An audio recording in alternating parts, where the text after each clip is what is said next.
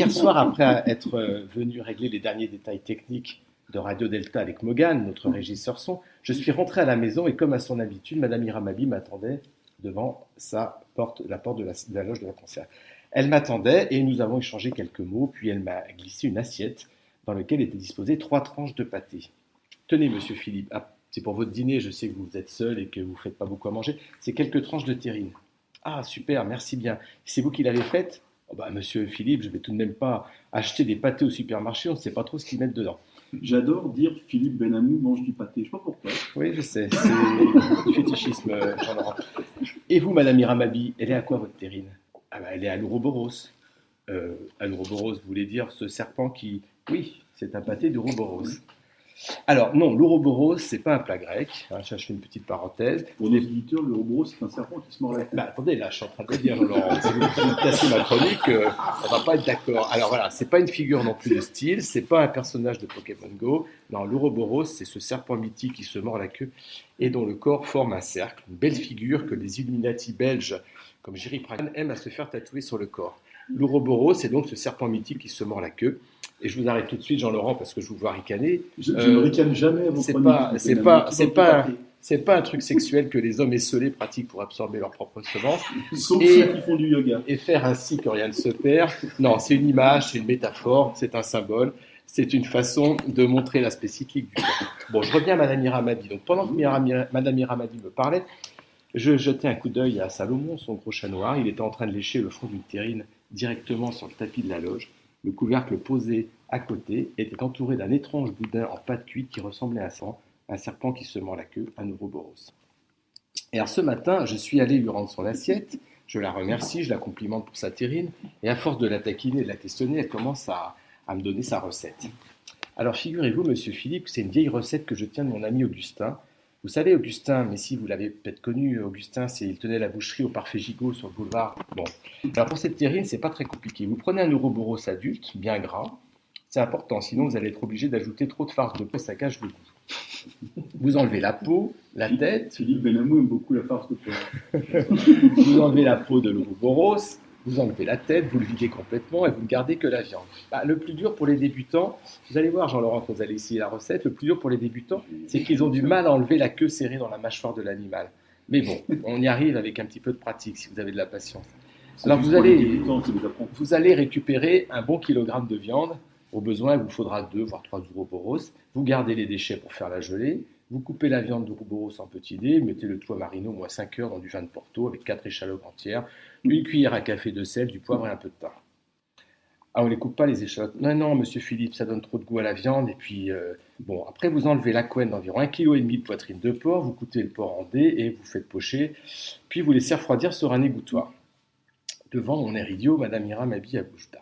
Monsieur Philippe, elle ne vous a donc rien appris, votre mère. Pocher, ça veut dire que vous plongez les morceaux du porc dans l'eau bouillante quelques minutes, ça cuit la viande en surface et ça évite que la graisse ne fonde ensuite à la cuisson.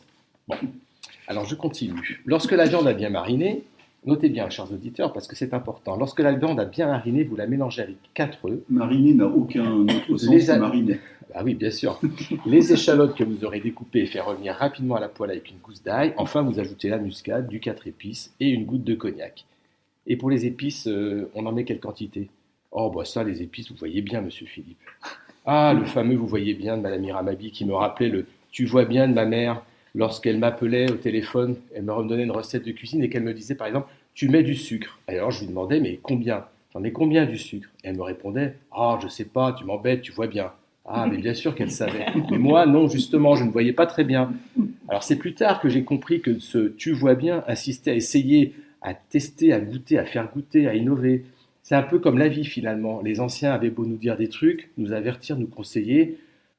Tout se résumait-il pas en « tu vois bien ». Au-delà des savoirs, il y avait une connaissance qu'on ne pouvait décrire dans les recettes, qu'on ne pouvait pas transmettre. Et l'expérience personnelle était peut-être un peu comme ce sucre, ce sel, les épices dans les recettes.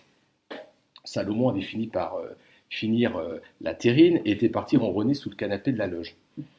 Et alors, Madame Iramabi, la viande de porc, on en fait quoi?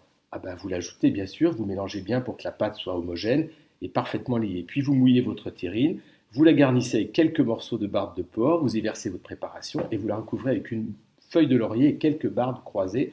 Et hop, hop au four. Ah non, mais pas si vite. Il faut d'abord préparer la pâte à lutter. La pâte à lutter. Alors c'est simple, vous prenez de la farine, de l'eau. Combien de farine pour combien d'eau demandai-je alors à Madame Iramabi.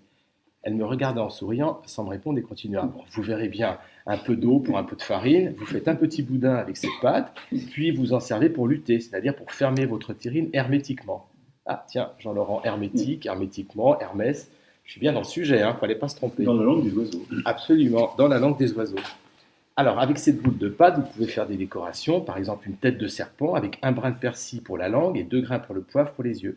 Et si vous faites une terrine au lapin, de grandes oreilles, etc. Bon. Puis, Monsieur Philippe, pour la cuisson, attendez, écoutez bien, c'est compliqué car elle s'effectue par palier. 30 minutes à 200 degrés, 2 heures à 150 degrés, puis 30 minutes à 125 degrés. Une fois que la terrine est cuite, soit vous la laissez refroidir lentement, soit vous la videz du jus de cuisson qui, d'après Augustin, est du mauvais gras.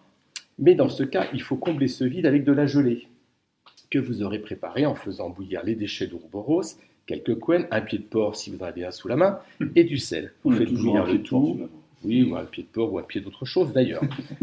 Après ébullition, vous faites réduire, vous passez le liquide au tamis, vous faites à nouveau bouillir, vous ajoutez un blanc d'œuf battu qui en cuisson va absorber les petites impuretés. Vous voyez, on est vraiment dans l'alchimie là. Enfin, vous passez votre gelée dans un linge fin et vous laissez reposer le tout. Ah, et puis il faut ajouter, il ne faut pas oublier, quelque chose qui fait justement prendre la gelée et qui lui donne un petit goût particulier, c'est l'arôme patrelle, qui lui donne une belle couleur de caramel et un parfum. Je vois votre tête ébahi, Jean-Laurent, que vous ne connaissez pas l'arôme patrelle. Alors j'ai posé la question à Madame Iramabi qui m'a dit « Oh, mais l'arôme patrelle, vous en trouverez chez Israël, rue François Miron, dans le Marin. C'est pas cher et ça dure longtemps. Je suis sûr que votre mère a encore le flacon qu'on lui a offert le jour de son mariage. » Bon. Alors je lui dis une fois que c'est prêt, on déguste. Elle me dit, ben non, pas tout de suite. Ne soyez pas trop pressé, monsieur Philippe. Il faut encore un peu de temps, un peu de patience, car le pâté est meilleur lorsqu'il rassit. Laissez-le au frais, à la cave, dans un petit cabinet sombre et aéré pendant 4 ou 5 jours. Bon, en tout cas, merci Madame Iramabi, merci pour cette recette. Il était délicieux votre pâté, votre terrine d'Ouroboros. Merci Madame Iramabi. Ah, mais ça, monsieur Philippe, ce que vous avez goûté, ce n'était pas de la terrine d'Ouroboros, mais une terrine de lapin. De lapin, car vous savez, de nos jours, pour trouver un bon Ouroboros.